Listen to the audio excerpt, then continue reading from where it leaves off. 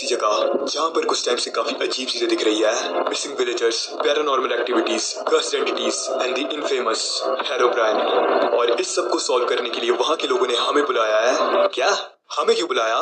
क्योंकि स्क्रिप्ट हमने लिखी है जिसे काफी भयानक होने वाली है, क्योंकि हम बात कर रहे हैं मिस्टीरियस डेथ्स, एंशिएंट मिस्ट्रीज और डरावने राक्षसों की। हमारा टारगेट इस केस को क्रैक करके पूरे आइलैंड को मॉन्स्टर्स और भूतों से आजाद करना। लेकिन इस पूरे प्लान को अंजाम देने के लिए हमें कुछ स्टेप्स फॉलो करने होंगे। स्टेप 1, आइलैंड पर जाकर एक बेस सेटअप करना। स्टेप 2, विलेज को ढूंढकर इस पूरे कियोस का सोर्स पता करना।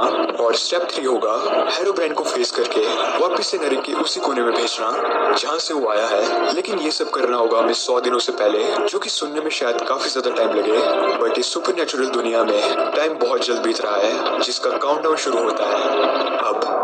हमें जरा सा भी अंदाजा नहीं था कि हम किस चीज की तरफ जा रहे हैं। अबे एक क्या है? अबे बोर्ड के पीछे क्या चला है बे? उस आइलैंड के नजदीक पहुंचते ही हम पर क्रीपर जैसे दिखने वाली मछलियों ने हमला कर दिया। साइड में साइड में साइड में भाई, फट रहे भाई ये। What the? वहाँ पर एक छोटा सा घर भी था और उस घर के अंदर था एक बहुत ही अजीब सा पोस्टर। और बिना कुछ सोचे मैंने उस पोस्टर को फाड़ दिया, लेकिन हमें पता चला कि यह काफी बड़ी गलती होने वाली है, क्योंकि उस पोस्टर को तोड़ते ही हमने एक भयानक एंटिटी को गुस्सा दिला दिया, जो था सिलेंडर मैन। साथ ही हमें एक बुक भी मिली जिसके अंदर लिखा था कि हमें बाकी के 7 नोट्स को ढूंढना होगा, सिर्फ तभी सिलेंडर मैन हमारा पीछा छोड़ेगा। लेकिन उससे पहले हमें सिलेंडर मैन को ढूंढना होगा। अभी तो शायद वो बेचारा अपने घर से निकला होगा। अगले काफी सारे दिन हमने उसी जगह पर काटे। भाई अबे ये क्या है? क्रीपर आ गया था। किसने? वो क्रीपर मछली है जो। अरे तोड़ इसे, चल गया ये पूरा।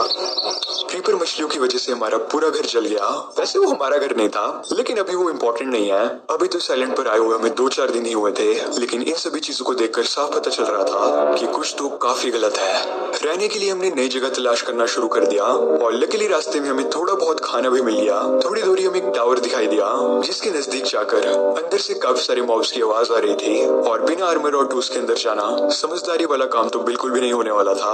उसी जगह पर एक खेत भी था जिसके अंदर वीट लगी हुई थी, तो अभी के लिए हमने वहीं पर रुकने का फैसला किया। विलेज को ढूंढने से पहले हमारी फर्स्ट रिक्वायरमेंट थी आयरन के टूल्स और आर्मर। तो खेत के नजदीक ही हम नीचे की तरफ माइन करने लगे, लेकिन नीचे जाकर हमें एक अलग ही दुनिया मिल गई। इधर तो अलग ही दुनिया है कुछ। काफी दिनों तक हम आयरन इकट्ठा करते रहे।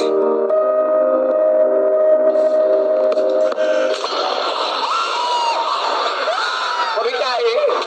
किस चीज की आवाज थी ये? क्या है ये? पता नहीं भाई, ज़ॉम्बी को मारा मैंने, आ गया तो उसके बाद केव की तरफ मैं। कुछ और भी यहाँ पे।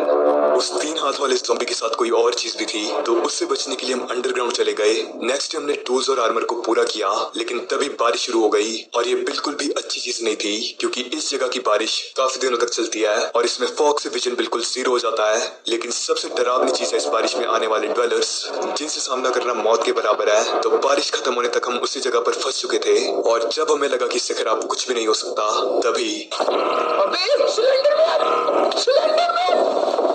कहाँ पे? कहाँ पे? कहाँ पे? कहाँ पे? कहाँ गया? कहाँ गया? मार दिया, हिट कर दिया मैंने एक बार। भाई यार मैं नहीं रहूंगा बाहर, भैंस के बहुत। अबे मार इसको।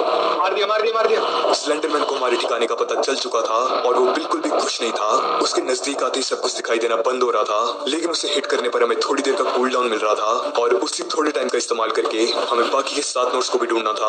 और क्योंकि स्लेंडरमैन हमारे बेस पर ही था, तो इसका ये मतलब था कि बाकी के 7 नोट्स भी आसपास के एरिया में स्पॉन हुए होंगे। लेकिन हमें समझ नहीं आ रहा था कि हम जाए किस जगह पर। सामने काफी बड़ा जंगल था और उस बुक में भी जंगल के बारे में कुछ लिखा था, तो हमने चांस लेकर उस जंगल में जाने का फैसला किया। और पता नहीं कैसे, लेकिन हमारा लक साथ दे गया। कोई देख पेंटिंग है इधर, वो सामने एक और है, सामने की तरफ एक और है। आजा आजा आजा आजा।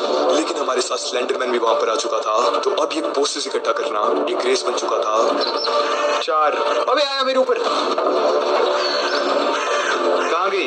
एक और। कहाँ पे? कर दे। 2 और। वो देख यहाँ पे ये जो है भाई, सामने तो थी। आगे फिर। अबे देखिए यहाँ पे। तोड़ दिया। हो गया। नाइस। स्लेंडरमैन से जैसे तैसे बचते हुए हमने बाकी के 7 नोट्स भी तोड़ दिए और आखिरकार वो वैनिश हो गया। इतना कुछ एक्सपीरियंस करने के बाद अब हमें जरूरत थी एक सेफ घर की, जहाँ पर हम इन प्रेत आत्माओं से बच सके। हम घर के लिए जगह ढूंढ ही रहे थे, तभी हमें सुनसान से जंगल में एक डरा और सहमा हुआ गीदड़ा सुअर मिला। स्वागत है आप सभी का बाप की अदालत में। आपका नाम? हिमेश रेचमिया। बड़ा अजीब नाम है। वैसे आप इतनी डरावनी जगह पर अकेले क्या कर रहे हो? मेरा कोई भी नहीं है भाया, मैं एक अनाथ हूँ। क्या? मैंने बहुत दिनों से कुछ खाया नहीं है, क्या आप मुझे कुछ खाने को देंगे भाया? हम देंगे। वाह, क्या एक्टिंग कर रहा है। मैं आप दोनों के लिए भगवान से प्रार्थना करूँगा भाया। वैसे तो अब हमें सूरों से नफरत हो चुकी है, तुम्हें पता ही है क्यों, लेकिन वो बेचारा काफी ज्यादा मासूम, डरा हुआ और सहमा लग रहा था, तो हमने फैसला किया उसे अडॉप्ट करने का। लेकिन जमीन पर बहुत ही अजीबोगरीब क्रीचर स्पॉन हो रहे थे, तो उनसे बचने के लिए हमने एक अंडरग्राउंड बेस बनाने का सोचा। अबे ये क्या है? ऊपर चढ़ जा। अबे ये तो हिमेश तो नीचे ही है। अरे कोई मुझे बचाओ। ये फैंक क्या रहा है वैसे? अबे खा रहा है इसको। नहीं, इन्फेक्ट कर दिया इसको क्या हो गया भाई? क्या हो गया इसको? क्या बन गया? और उस एलियन जैसे दिखने वाली चीज ने हिमेश को इन्फेक्ट कर दिया और लग नहीं रहा था कि हिमेश बच पाएगा। लेकिन तभी एक चमत्कार हुआ और हिमेश वापस नॉर्मल हो गया। तो हमने आसमान में घर बनाने का सोचा, लेकिन उससे पहले हमने वॉल्स लगाकर हिमेश को सेफ किया। काफी दिन घर बनाने में ही लग गए, पर घर काफी ज्यादा अच्छा लग रहा था। इधर आ तो मेरे पास काम था। वो सामने क्या दिख रहा है देख। अब हमारा बेस, आर्मर, टूल्स सब कुछ तैयार था, तो हमने वापस से वही काम शुरू कर दिया जिसके लिए हम यहाँ पर आए थे। वो आइलैंड बहुत ज्यादा बड़ा नहीं था, तो विलेज को ढूंढते हुए हमें ज्यादा परेशानी नहीं हुई। लकीली मौसम ने भी हमारा साथ दे दिया, तो हम बारिश से भी बच गए। विलेज में जाकर हमें मिले मुखिया जी। तो तुम आ ही गए। हाँ मुखिया जी, अब आप बिल्कुल भी मत डरिए, हम आपके किसी भी गाँव वाले को कुछ भी नहीं होने देंगे। अरे भूत वालों, आधा गाँव तो पहले ही मुड़ चुका है। तो काम की बात पर आते हैं। मुखिया जी ने हमें बताया कि इस आइलैंड पर बनी हुई एक श्राइन में जाकर किसी ने हेरोब्राइन को गुस्सा दिला दिया है, जिससे कि ये पूरी जगह कर्स्ड हो चुकी है और यहाँ पर पैराग्लाइडिंग एक्टिविटीज। और अगर हम 100 दिनों से पहले श्राइन में जाकर हेरोब्राइन को नहीं रोक पाए तो ये पूरी जगह तबाह हो जाएगी। लेकिन उस श्राइन का पता हमें आइलैंड में रहने वाले 2000 साल के बुढ़े बाबा ही बता सकते हैं, और वो एक बड़े से टावर के टॉप पर रहते हैं, जिनका नाम था चाचा डम्बलचोर। आपका मतलब डम्बलडोर है ना? नहीं, वो डम्बेल चोर ही है, सबके जिम से डम्बेल चुरा लेता था। अब ये मत बोलना आपका नाम हैरी पॉटर है। नहीं, हरी पुत्र। और हमें ऐसा टावर इस जगह पर आते ही मिल गया था। अगले दिन हम उस गांव से निकलने ही वाले थे, लेकिन तभी एक गांव वाले को हेरोब्राइन ने पोसेस कर दिया। ओबे ये क्या है? क्या है ये? पीछे मत करियो। रेड और उसे मारती ही रेड शुरू हो गई। वो नॉर्मल रेड तो बिल्कुल भी नहीं थी, क्योंकि उसके अंदर काफी डरावने दिखने वाले प्राणी थे, और अब हमें उस गांव को बचाना था। वहां से चले गए। आई मीन कम ऑन, हमें 100 दिनों से पहले हेरोब्राइन को हराकर इस जगह को भी बचाना है। हरामजादों हमारे ही एल लगा दिए। थोड़ी देर के सफर के बाद हम वापस से टावर के पास आए। Diamond leggings. काफी देर टावर छानने के बाद हम आखिरकार टॉप पर पहुंच ही गए, जहाँ पर हमारी मुलाकात हुई चाचा डम्बलचोर से। ओ इधर आ, ये क्या है? जिंदा लाश नहीं, मरी हुई लाश। कहना क्या चाहते हो? चाचा जी आप ठीक हो ना? आई थिंक ये बुढ़ा टपक चुका है। मरा नहीं, जिंदा हूँ। क्या आप हमें बता सकते हैं कि श्राइन कहाँ पर है? पहले ये बताओ, बाटली लाए? क्या? कैसी बाटली? मेरी रूपा डार्लिंग कैसी है? ये बुढ़े तू बोल क्या रहा है? पता नहीं चाचा क्या बकवास कर रहे थे। मुन्नी बदनाम हुई डार्लिंग डम्बेल चोर के लिए। शायद वो बीमार थे या फिर नशे में। आई थिंक नशे में ही होंगे। नेक्स्ट मॉर्निंग चाचा हमें श्राइन की लोकेशन बताने के लिए तो मान गए, लेकिन उससे पहले हमें उन्हें 3 कर्स्ड आइटम लाकर देनी थी, जो कि इसी आइलैंड के नीचे छिपी है। साथ ही उन्होंने हमें वार्निंग भी दी कि उन आइटम्स की प्रोटेक्शन बहुत ही भयानक एंटिटीज करती है। तो चाचा ने हमें पहली आइटम की लोकेशन बताई, जो थी एक माइन शाफ्ट में। ओह पहुंच गए। माइन शाफ्ट है।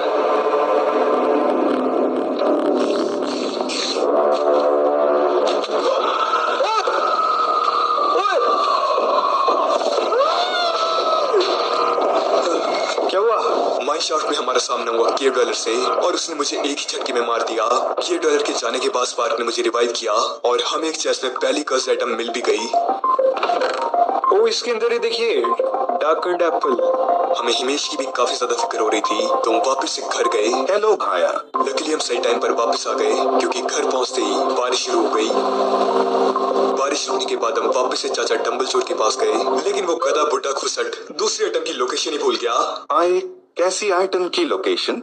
मुझे तो सिर्फ मुन्नी नाम की आइटम की लोकेशन पता है और चाचा के अलावा सिर्फ एक ही आदमी को कर्स आइटम का पता हो सकता था। अगर वो दोनों मुझे दोबारा दिख गए तो मैं उनकी जाने जाना। मुखिया जी को ज्यादा कुछ तो पता नहीं था, लेकिन उन्होंने हमें बताया कि इस आइलैंड पर एक केव है जहाँ पर बचपन से उन्हें जाने के लिए मना किया जाता था और वहाँ जाने से उन्हें कोई ऐसे थोड़ी मना करेगा। हाँ, अगर वो पागल था तो अलग बात है, हमारे पास उसके अलावा कोई ऑप्शन भी नहीं था। तो विलेजर से लोकेशन पूछने के बाद हम उस केव में गए और केव में पहुंचकर हमें समझ आया कि विलेजर्स को अंदर जाने से क्यों रोका जाता था।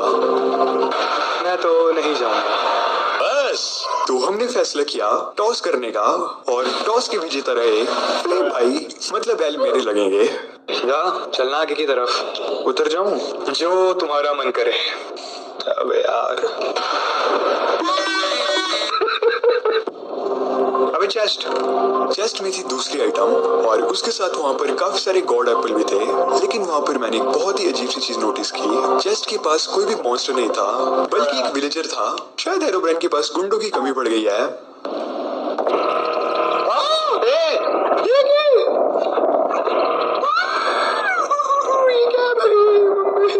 वो कोई विलेजर नहीं था बल्कि एक एंटिटी थी, लेकिन मेरी किस्मत अच्छी थी क्योंकि वो मकड़ी के जाले में फंस गया। कैसा बेवकूफ मॉन्स्टर है। अबे क्या था बे? पीछे से आ रही ना है, पीछे से आ रही होगी और किधर से आ गई? खुली जगह तो वही है। आगे बच्चा, आगे बच्चा।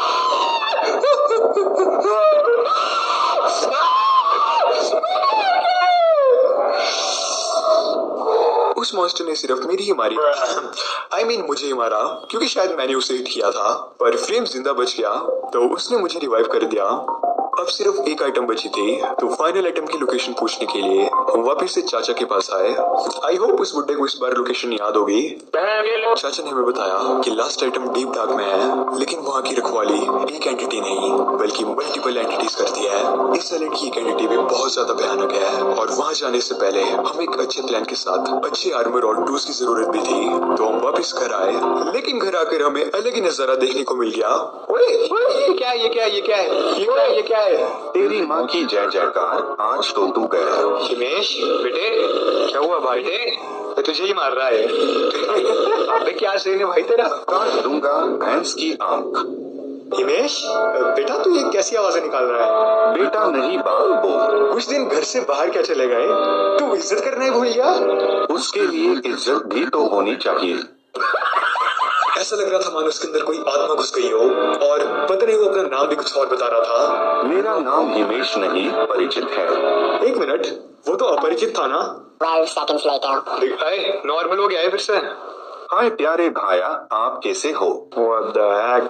भाई क्या होता क्या इसको बीच में? हमें जिंदा रहने के लिए एक स्ट्रॉन्ग आर्मर भी चाहिए था, लेकिन टाइम की कमी की वजह से हम सिर्फ डायमंड आर्मर ही बना सकते थे और उसके साथ भी हमें सारी एंटिटीज कच्चा चबा सकती थी। तो एक बार फिर से टाइम था। तुम्हारी तुम्हारी मुखिया जी, जस्ट चिल। Daddy, chill. कहीं जाके लो। पर मुखिया जी को हमारी बात सुननी पड़ी क्योंकि हमारे अलावा इस जगह को कोई भी नहीं बचा सकता था। मुखिया जी ने हमें बताया कि विलेज में चर्च के नीचे गॉड आर्मर और टूल सेट है, लेकिन वो उन्हें उनके पूर्वजों ने दिया है, तो कोई भी नॉर्मल आदमी उनका इस्तेमाल नहीं कर सकता। तो मुखिया जी ने हमें वो आर्मर देने से मना कर दिया। आर्मर तुम जैसे के लिए नहीं है, भागो इधर से। मुखिया जी की बात का सम्मान करते हुए हमने उन टूल और आर्मर को इस्तेमाल ना करने का फैसला किया। भाड़ में जाए मुखिया, आर्मर का क्या ये अचार डालेंगे? तो हमने वहां से आर्मर को चुरा लिया और वो आर्मर और टूल्स सही में कुछ ज्यादा ही ओपी थे क्योंकि उनके ऊपर लेवल 255 के साथ बहुत सारी ओपी एन्चेंटमेंट्स लगी हुई थी। अब टाइम था फाइनल आइटम को ढूंढने का, तो हम गए डीप डार्क में, लेकिन डीप डार्क की तरफ माइन करते हुए हमारे ऊपर एक सिकनेस आ चुकी थी जिससे कि हमारे हार्ट कम होने की जगह सीधे गायब हो रहे थे। तो हम वहाँ ज्यादा देर तक नहीं रह सकते थे। वो कोई नॉर्मल डीप डार्क नहीं थी। ओ भाई ये क्या है? शहर है पूरा यहाँ पे। और इतनी बड़ी जगह पर एक चेस्ट ढूंढना ऑलमोस्ट इम्पॉसिबल था, क्योंकि हमारे पास वहाँ चलने के लिए पोल भी नहीं थी। लेकिन हमारे पास काफी सारे ब्लॉक्स थे, तो हमने ब्रिजिंग करके ऊपर से एक्सप्लोर करने का सोचा।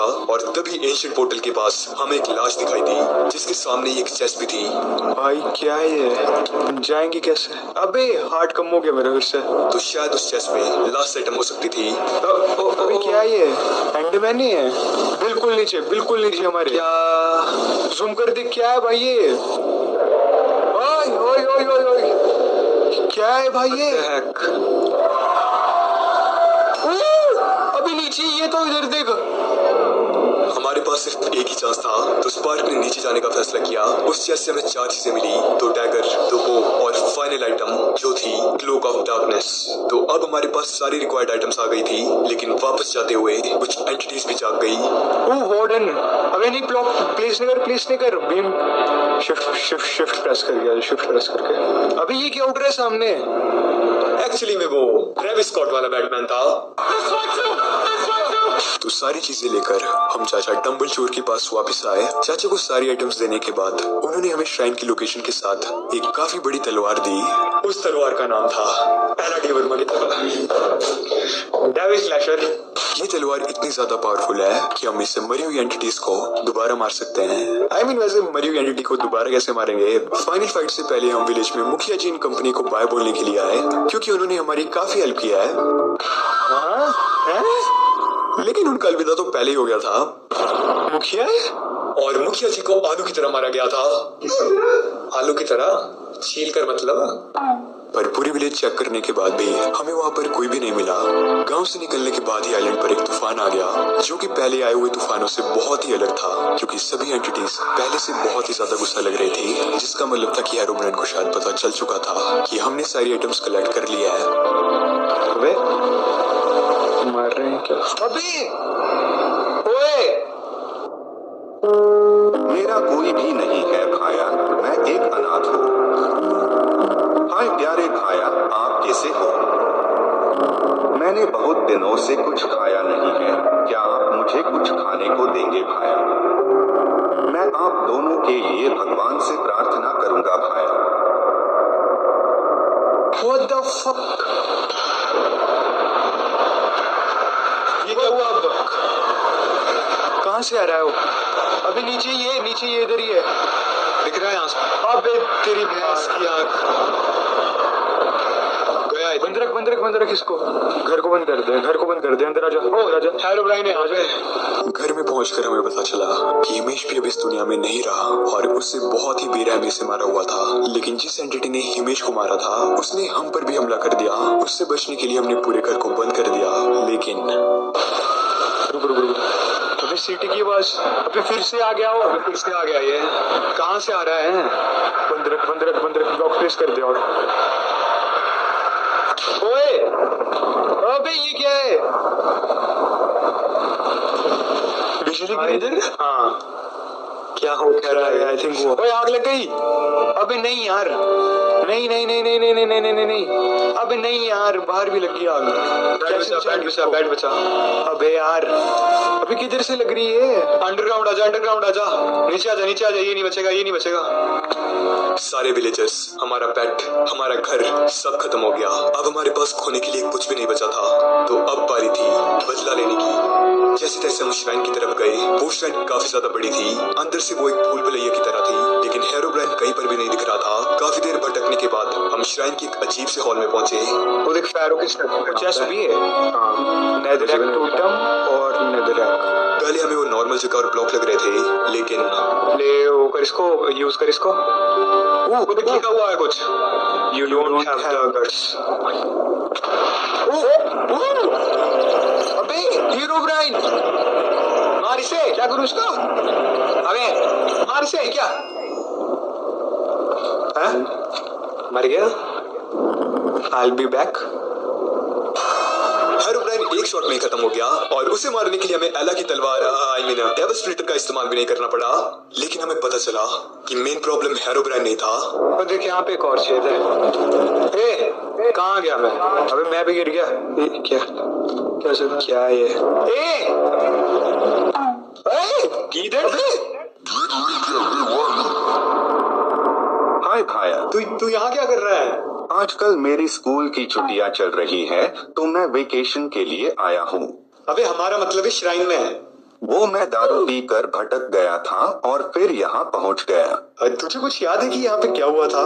ये तो मुझे ज्यादा याद नहीं है, लेकिन मैंने उस रात नशे में एक डब्बे के ऊपर पेशाब कर दिया था और फिर पता नहीं कुछ भयंकर सी चीज उससे बाहर आ गई। तब से मैं यही छिपा हुआ हूँ। डेविल स्प्लिटर का इस्तेमाल हम हेरोब्राइन पर तो नहीं कर पाए, लेकिन उससे गीदड़ की आत्मा का खात्मा जरूर हो गया। फाइनली सब कुछ नॉर्मल हो गया और अब इस आइलैंड से अलविदा लेने का समय आ चुका था, लेकिन हम यहाँ से काफी सारी यादें पीछे छोड़कर जा रहे थे। Rest in peace Himesh. Bye bye भाया। और ये कहानी यहीं खत्म हुई।